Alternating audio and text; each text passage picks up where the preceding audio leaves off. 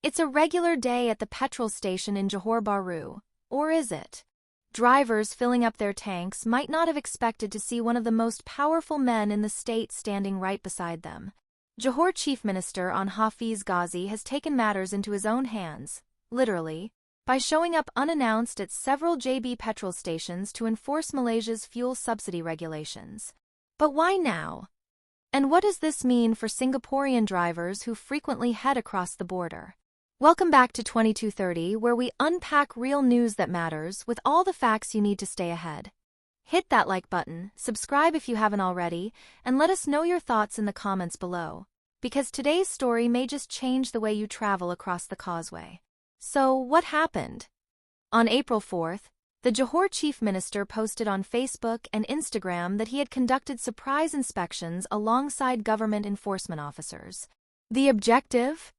To ensure that RON95 petrol, heavily subsidized and meant strictly for Malaysian citizens, isn't being sold to foreign-registered vehicles, especially those with Singapore license plates.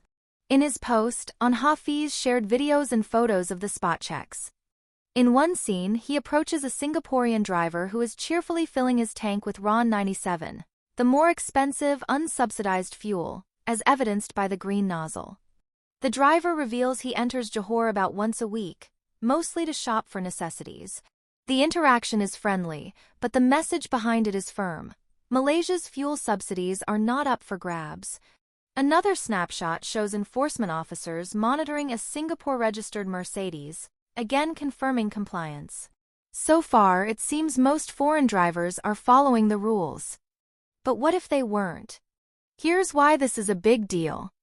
Malaysia subsidizes RON95 fuel at a capped price of RM2.05 per litre, about 62 cents in Singapore currency. That's significantly cheaper than what you'd pay in Singapore. Naturally, there's a temptation for foreign drivers to take advantage of this. But such abuse doesn't just dent the government's wallet, it takes away benefits meant for Malaysians. And it doesn't stop at petrol. The Chief Minister also mentioned monitoring diesel limits. Foreign vehicles are only allowed to pump 20 litres within a 50 kilometers radius from the border. These inspections are part of a wider effort to ensure every drop of subsidized fuel goes to its rightful beneficiaries. Johor and Malaysia's federal government are doubling down, with Hafiz pledging consistent inspections and strict action against violators. The public is also being urged to step in. Anyone can lodge reports through the Ministry of Domestic Trade and Consumer Affairs e-complaint portal, with each case being investigated. So here's the question we want to ask you. Do you think foreign drivers should be allowed to benefit from fuel subsidies, or should stricter enforcement continue? Let us know in the comments.